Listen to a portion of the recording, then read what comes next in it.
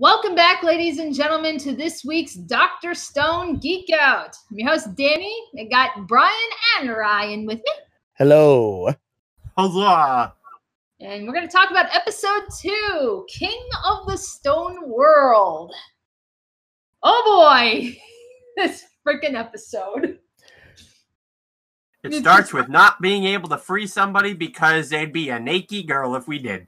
Yeah, so yeah, pretty much like, yeah, Senku's like, okay, well, we got the stuff now that can unpetrify people, so who do we start with? And Taiju, of course, is like, okay, let's bring out the girl that I love.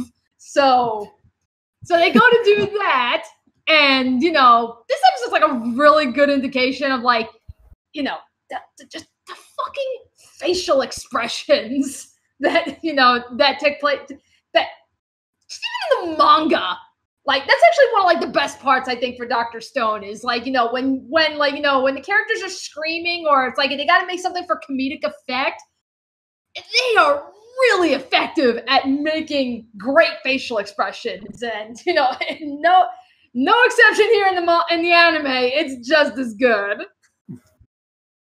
Yeah, that's why I say that we need to have Senku, Yacho, and Bakugo all in the same room together. Yeah, so we'd have Senku trying to lecture everybody, Gacho trying to pick apart what he's saying, and Bakugo's probably getting so annoyed he's gonna threaten to blow everyone up. Yeah, Bakugo's already blowing everything up. Telling everyone to die. Oh god, yes. But anyway, so they go to resurrect Yusuriha, and then, of course, plot convenience, they get surrounded and chased by lions. Because remember, only the humans and the birds petrified. Everything else is okay. Yeah, really. It's like, oh, okay, everything is going smoothly until they get ambushed by the live-action Lion King film. And they are out for blood. We were making so many Lion King jokes in this episode. And for good reason. Yeah, so they get chased down by the lions, and they're freaking out. You know, even Senku is like, hey, even if we do manage to get back to home base, we only have like a bunch of stone spears. You know, we're kind of fucked right now. And that's when Taiju is like, well, wait a minute. We did pass the the primitive high schooler, you know, that was like well-renowned, like ridiculously stupid powerful fighter. I passed him, and he's not broken or anything, so yeah, let's revive this guy, you know, so he can do the fighting for us. Because, you know, Taiju, while, yeah, he's physically strong, he's not a fighter. He's a guy that can do grunt work, and that's about it. Yeah. He's a cheater. Yeah.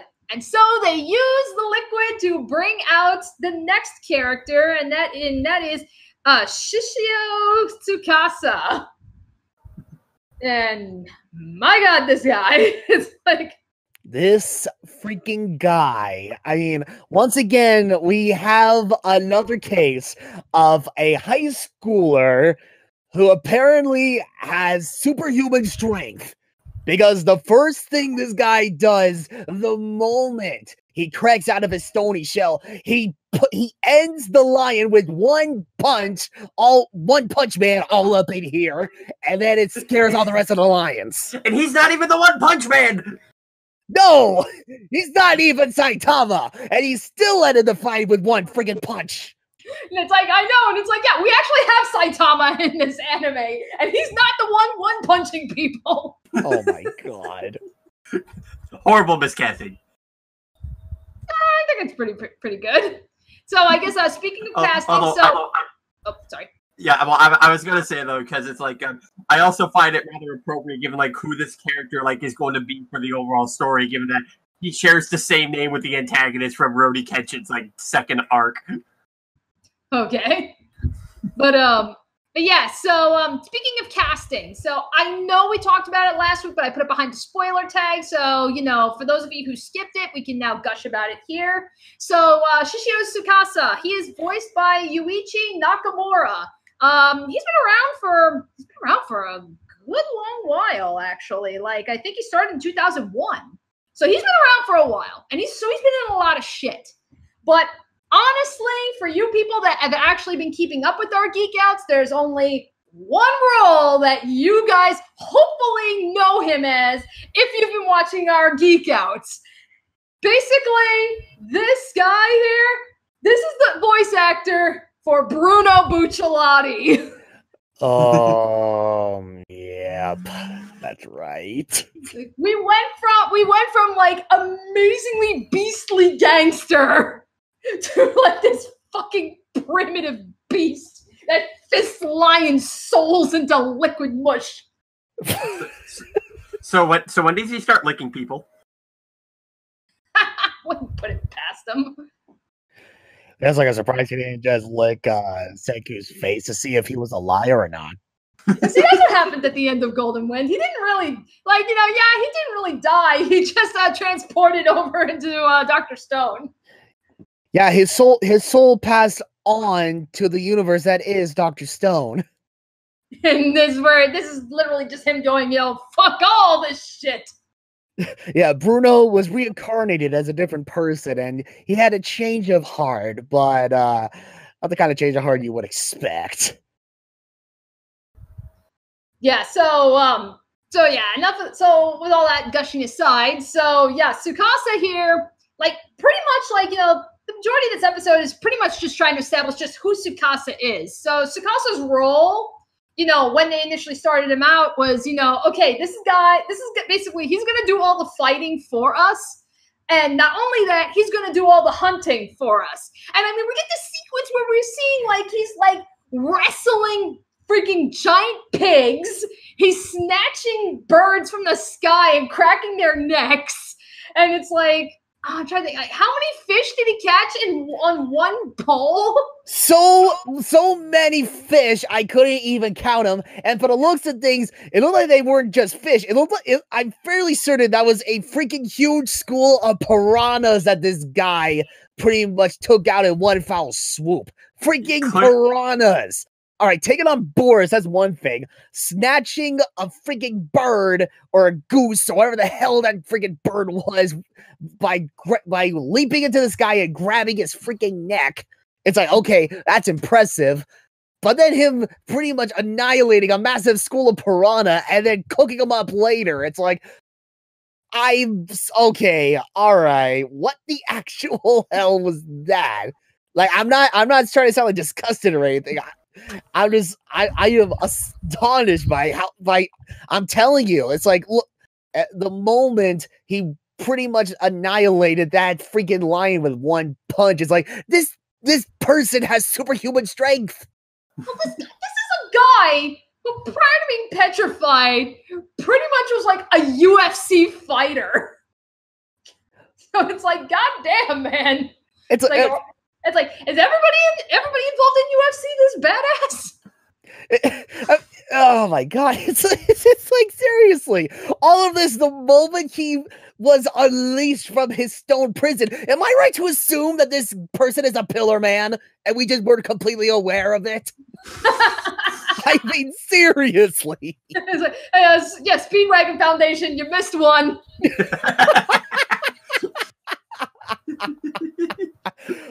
And this one can walk out in sunlight, so in your face cars. Meanwhile, Joseph gets unfroze from his stone statue and looks at the guy. Ah, shit, here we go again. Oh shit, here we go again. Oh my god. Seriously, it's like, all right, say what you will about this character, like what we get later on during the series, but it's like, holy crap, you cannot deny how freaking badass this guy is for just being a freaking high schooler. Like, I know that's not saying much coming from a guy who, like, spend most of his time watching Stardust Crusaders with freaking Jotaro, but even so, it's like, okay, come on. Yeah, see, like, he gets, like, all these fish in, like, one spear. Jotaro's like, amateur. Good grief. Oh, yes. So then Senku brings up this whole thing about, we got to collect seashells. And we're going to collect the seashells. We're going to smash them all. And it's basically creating calcium carbonate, which he says has 4 functions, but he only lists off 3, and for a reason, there's a reason why he didn't list off the 4th one. But because Mista would have a heart attack. No. Oh god, we cannot get away from the Joe jokes, can we? Nope. That's probably. We have a Pillar Man voiced by Bruno who wears his hair like a Luso. It's like. I kind of get the feeling this is why BJ is too afraid to watch JoJo himself, if only because of how much we cannot avoid the JoJo jokes. Kind of hard not to. Their way of life. But anyway, so there were 3 things they said we can use the crushed up seashells for. The first one is to pretty much if you mix that into the soil, it helps improve it. Gives it proper nutrients and shit that you need, so better agriculture. And I can tell you for a fact that is entirely accurate. Granted, I'm a backyard gardener, so I mean I'm not doing farmland or anything, but it was whenever I was doing any kind of gardening, especially when my parents, when we were all before my parents moved, I was doing a lot of the gardening and shit, and a lot of the stuff that I was doing, just to prep soil. So putting nutrients in, compost, putting in the right kinds of stuff to basically, get the maximum amount of yield for the crops. So I can tell you that is entirely accurate. Okay. That's good to know, because considering how a lot of anime, they tend to make a bunch of stuff up on the fly or whatever. It's okay, it's really good to know that it's with whatever they try to do, to survive and such, at least they're trying. It's good to know they're actually being really accurate about it. Yeah. So then the second one he said is if you mix it with some stuff, you basically get cement. So, okay, now they can actually, fortify and, insulate a little bit, basically improve their housing. So they're not just stuck living in wood. And then the third one, which he said is probably one of the most important ones, is if you take this and you mix it with oil or or seaweed or something, you mix it with a bunch of other things and you pretty much get soap. And he's we absolutely need this because with just the 3 of us here, we can't afford to get sick, so we kind of need the soap. Right. Yeah. And then, as I said, there is a 4th, there's a 4th one, but Senku deliberately did not talk about the 4th one, and probably within either the next episode or even the one after that. I mean, I guess it depends just how far along they're going with this, because they're going at a pretty good pace, actually. Oh, yeah. Yeah, then we will know what's the 4th thing we can use calcium carbonate for. But, so yeah, pretty much after that, okay, so, we know, Tsukasa here is UFC fighter, hunter, all that other shit, but pretty much Tsukasa here, he's our villain. I mean, I'm not spoiling or anything. I mean, this episode pretty much establishes it, and it's the same in the manga. From the very beginning, it's established Tsukasa is going to be our bad guy. All right. See, this is exactly what I was talking about when this character, he has a change of heart, but not in the way people expect it to be like. I mean, it's my God, the same person who voiced Bruno Bucciolati, one of the big good guys in Golden Wind. Now he does a complete 180 and is now voicing the main villain in the show. Yeah. And then looks like we lost Brian. Looks like he turned to stone on us. Ah, crap. We'll get him back. We need more bat poop. Yeah, it'll probably take us about another week or so to get the necessary ingredients and such to bring him back to life. Yeah. But anywho's, but yeah, so we pretty much kind of get Tsukasa's backstory here. So, he tells this story about how, you know, he had a little sister who was going to go under some pretty extensive surgery. And, you know, one of her favorite stories was The Little Mermaid. And all he wanted to do was gather up some seashells and just make a nice little necklace for his sister, you know, before she goes into surgery. You know, very, very, very sweet. And, you know, this fisherman, whom clearly was drunk, as what, you know, Tsukasa said, he reeked of alcohol. This fisherman basically saw him and was like, hey, you know, you're on my property and you're stealing from my beach, and beat the shit out of him. So, you know, so Tsukasa, this pretty much shaped Tsukasa, you know, it's pretty much shaped his whole outlook on everything. Because it's like, for one thing, this is, you know, part of why he pretty much became that UFC fighter. Because it's like, you know, I've got to be able to, like, you know, I got to be able to protect myself. I got to stand up to people like this, you know, because he was just a little kid back then. So now we know it's like, okay, that's part of the reason why he pretty much, you know, trained himself to being such a powerful fighter. But then it's like, you know, because of what happened, it pretty much shaped his whole outlook on, you know, just how rotten people can be. And pretty much Tsukasa's whole deal, you know, is that, you know, he believes, you know, this is probably one of the things I really love about what Dr. Stone does. Because it's like, because not for nothing, most animes, like, you know, it's usually bad guy wants to do this, like, you know, bad guy wants to become God, or bad guy wants magic rock, or bad guy wants something. And the good guys are like, yeah, no, we got to stop bad guy from getting what he wants. Dr. Stone, really what separates Tsukasa and Senku is they're both after the same thing. They both, you know, they're like, okay, we've literally started, you know, we're pretty much back to nothing. They both want to restart humanity. The difference being is that Senku wants to bring everyone back. Tsukasa only wants to bring a select few, like particularly the young and pure-hearted people. So if you're an adult, you're fucked. He will literally punch your head off and kill you.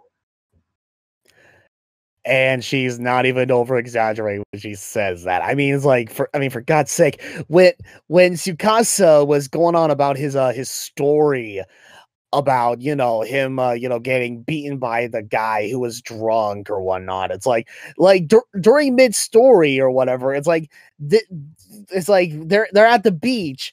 Tsukasa is like walking past this stone statue of clearly this elder man or whatnot. And then with his powerful punches, he literally knocks off the head of that very elder man statue with one foul swoop. Yeah, pretty much. Yeah, and it's like, you know, and yeah, and it's like, I honestly think that that's really interesting. It's like, you know, they're both after the same thing. It's just, you know, again, it's like, you know, Tsukasa only wants to bring back a select number of people and start over. Senku wants to bring everyone back and get everything back to the way it previously was. Yeah, this is one of those many instances in like any show or whatever where it's like, yeah, like the when you look at it from like Tsukasa's perspective and Senku's perspective, it makes me feel rather conflicted in a matter of speaking, because it's like, on one hand, you know, with Senku, it's like, yeah, you know, in reality, it's the right thing to do to bring everybody back, because pretty much every single human was, you know, they were hit by this massive catastrophe, you know. But on the other hand, though, with Tsukasa's point of view or whatever, it's like, I can kind of see where it's coming from, because it's like, all right, I get it. I totally see where Tsukasa's coming from. There is a reason why Tsukasa only wants to bring back, you know, the youth, like the younger people as opposed to the elder people, because because from his experience or whatever with that guy, that drunk ass, beating him just for getting a bunch of seashells. It's like that's a clear sign that with these older people there is corruption going about in our world. And so now here we are listening to Tsukasa's story and what he thinks about the whole situation. It's like, when you really get down to it, it's not so much the fact that, I hate adults, so they should all suffer the stony wrath or whatever. It's like, no, his way of thinking is that it's more than that. He does not want to bring about corruption. He doesn't want to bring back that very corruption from all of these older people or whatever. Like, in general, really, from what was going on, like all those thousands of years ago. Yeah, it's like, it's really hard to really argue against Tsukasa. Like, he brings up a lot of really good points, and I'm a sucker for villains like that. It's like, yes, I do like villains that are, just fucking unredeemable and everything. I mean, look at my love for Dio Brando here. You cannot really sympathize with Dio Brando, but I love the guy anyway, because he's a great villain to watch. But I think like probably even despite that, like my favorite villain archetype really is like the kind of villain where it's like, when you get to know like their mindset, where they're coming from, it's like, you can certainly sympathize. Like, I totally get where you're coming from. It's just, do the ends justify the means? And it's where it's like, I am a sucker for those kinds of villains. So it's like, Tsukasa here, like, totally fits the bill. He really does. Alrighty. And then, so it pretty much is established, Tsukasa, bad guy. And, and then we got to see the ending. Because we didn't get that last week. Our ending was technically the opening. So now we got the ending.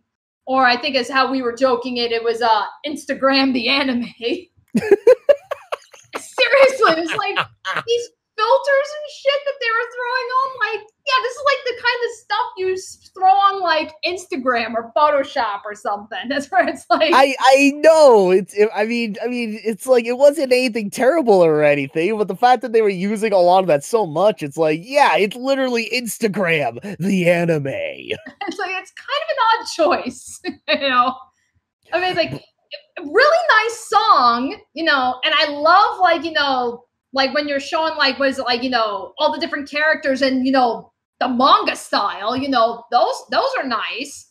But it's like, you get like all these weird filters and shit, and it's like, it's just like interesting choice. I never would have thought to put that together, at least not at the beginning for Dr. Stone.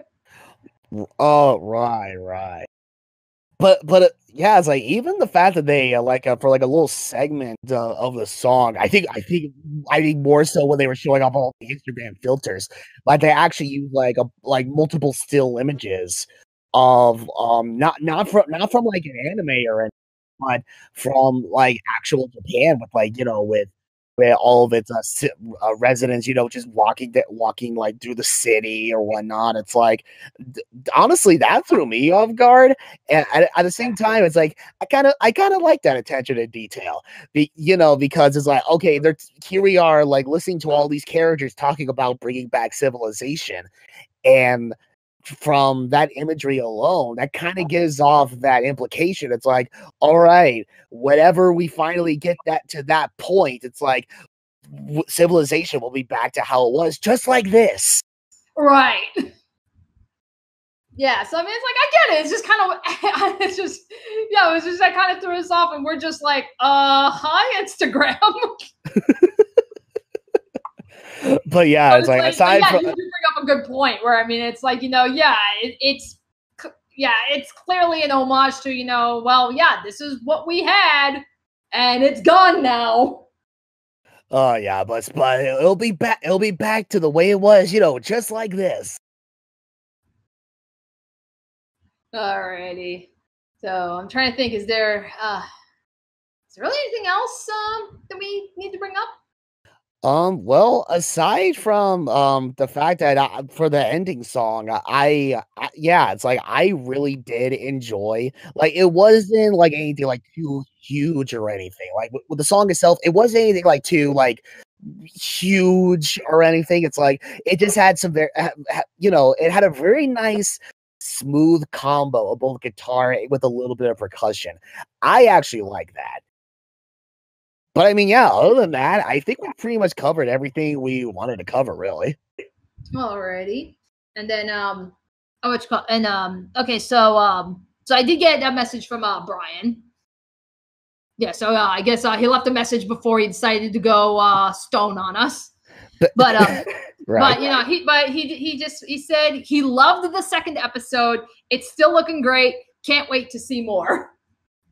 And I strongly agree. I mean, it's like you already have my curiosity, with the first episode, considering what exactly happens around that first episode and how much Senku and oh god, what's the character's name? I'm sorry.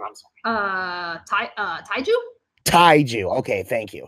Yeah. We have Senku, Taiju, and Tsukasa right now. Right, yeah. It's like with the first episode with Senku and Taiju like already accomplishing so much just from the first episode alone. And now for what we've gathered and for what we've witnessed during the second episode, it's like, all right, now you're getting my interest. Yeah, I can't wait to see more. That's good. I'm glad you guys are liking it. It's like hopefully now you can see like why I really got into this manga when I started reading it. Which, yeah, I mean, it's like I said, I'm oh god, where am I in the manga right now? I think I'm in like the 80s right now. So I mean, I'm almost caught up. Oh wow. So I mean, it's like I'm getting there. I will catch up eventually, but I am getting there slowly but surely. Now I'm trying to recall, I'm fairly certain we talked about this during the last Geekout, but I don't remember, or if it's something we talked about, while we were not recording. But I gotta ask this again: is the manga for Dr. Stone still ongoing, or did it finish like a while back? No, it's still going. This thing started like a year and a half, 2 years ago, and yeah, it's still going. Oh, okay. Pretty common for shonen anime, really, is like, hey, we got something popular, gotta capitalize it. So let's make an anime and really capitalize and sell the merchandise and shit, And for some cases, it's like, oh my god, why did you do this? Because this thing is still going, and this just leaves room for massive amounts of filler. We're looking at you, Naruto and One Piece. I get you got to capitalize on it, but Jesus Christ, that's kind of the risk you have to take. Like, because again, I have no idea how long Dr. Stone is going to be. I really doubt that this is going to be something like Naruto or One Piece, where it's like you get hundreds upon hundreds upon hundreds of chapters, and this thing's going to be going on for like a decade. I don't think Dr. Stone is going to be like that. At least I don't get the impression that it is. This is probably going to be a manga that'll probably go on, I want to say, anywhere between 5-10 years, but that's about it. Like, I don't see this as a very long one. Okay. Yeah, I mean, they can totally prove me wrong here, but I don't get the impression that this is going to be a story that is meant to go on for freaking ever. I don't get that impression with Dr. Stone. Yeah, really. It's like I would like to imagine that they would definitely they would handle like huge sections of the manga through the anime adaptation through like 24 episode seasons or whatever. Then they take breaks in between so that, the manga can, keep going, to give them a little bit more time to write out or draw, whatever they need to do to continue on with the story. And then after enough time has passes, they'll be like, all right, here we are with season 2. And we're picking up where we left off. And we're going to do the exact same thing as we did the first season. Rinse and repeat until the anime adaptation finally finishes with the entire story, sometime after the original manga finishes. So here's actually, here's where I'm thinking they're going with this. So I did look online. So season 1 of Dr. Stone is confirmed 24 episodes. Oh my God. Okay. We got a 24 episode season, which, like I said, for some animes, it's 12, 13 episodes. For others, it's usually 24. So that is confirmed 24 episodes for season 1. At the rate that they're going, I get the impression that, obviously, like, I think I explained this before, but it's like the first, 15 or 16 chapters of the manga is what you would consider the prologue. From there until I think it's like the mid-40s is what you would call volume 1, basically. So I get the impression that at the rate they're going, it's obviously they're going to do the prologue. If they don't finish all of volume 1, they'll get through most of it. And this is a manga series. This is on Weekly Shonen Jump. So there's a new chapter that comes out every week. So that already gives us 24 new chapters minimum, right off the bat. So it's like, okay, we got 24 chapters, to add with the anime. Don't know how long it's going to take, like, in between seasons. Like, for all we know, I think Brian said, like, what was it with My Hero Academia? It was like there was like a couple of months break between seasons. It's like, I think that was what he said. I'd have to check that.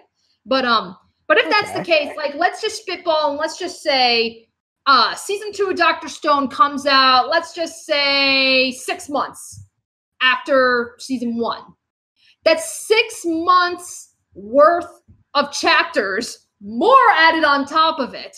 So the point that I'm trying to get at here is if they keep their pace, if they keep everything at a good pace, hopefully we'll never have to run into that filler problem.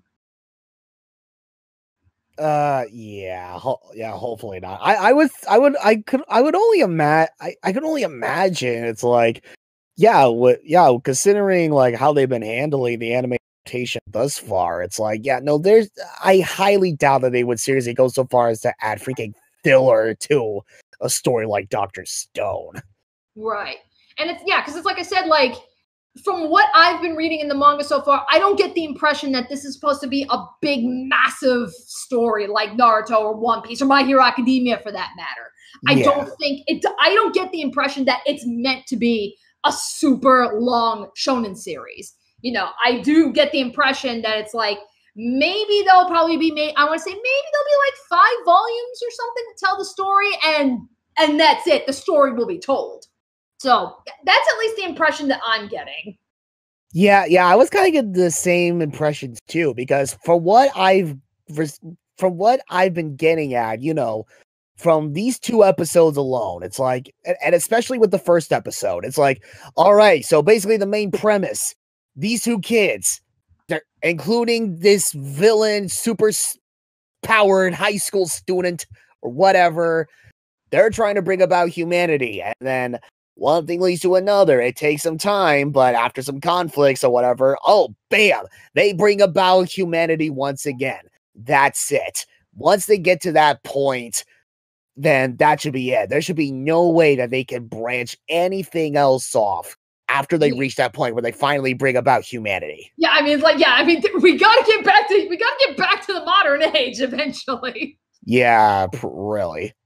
And I mean, and I can tell you this, Ryan, like, I'm, again, not spoiling anything, but from what I've read so far, they have, just in the first 2 volumes alone, they have made significant progress when it comes to, like, technology and everything. So, I mean, it's like, we jump several fucking eras. So, I mean, it's like, in that short amount of time, Senku's been able to accomplish that much, and the story's still going. So, again, that's kind of where I get the impression where it's like, I don't think this is meant to be a story that's going to go on forever, because eventually he's going to reinvent everything.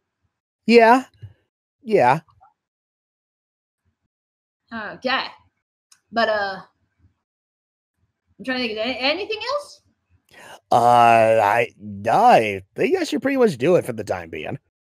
Alrighty then. I'm glad you guys are enjoying. Hope you audience are enjoying this too.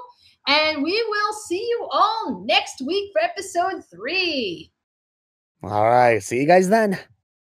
おはよう世界 Good morning world 不可能の闇を払って神話を日常に変えていくほどせ一歩ずつ石を浮かべ